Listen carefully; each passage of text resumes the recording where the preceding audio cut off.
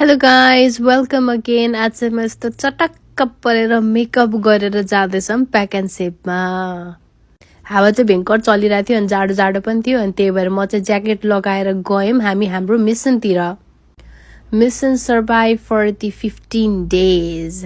हाम्रो चाहिँ जहिले पनि प्रब्लम भनेको चाहिँ पार्किङ खोज्नमै जान्छ क्या। तर योपालि चाहिँ पार्किङ रहेछ होइन।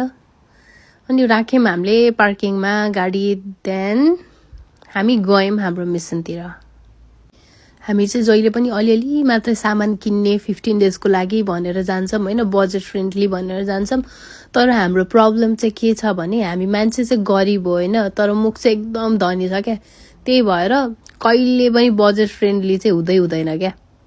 ग्रोसरी जाँदा यस्तो यस्तो चिज मनपर्छ होइन, खाली ट्रली लिएर गयो भरि ट्रली भएर आउने क्या। अनि फेरि ट्रली भरि नभएसम्म चित्तै नबुझ्ने। यो हाम्रो ग्रोसरी चाहिँ 15 दिनको लागि हो, हामी 2 जनाको लागि मात्र। ग्रोसरी गएको दिनमा चाहिँ म यसरी मिल प्रेप गर्छु भन्ने चाहिँ यस्तो हाई एम्बिसन हुन्छ होइन, तर घर गइसकेपछि अनि यो ठाउँमा राखिसकेपछि फलो चाहिँ कहिले पनि हुँदैन क्या। अनि नेक्स्ट टाइम फेरि त्यस्तै गरी फेरि त्यही नै रुटिन हुन्छ क्या।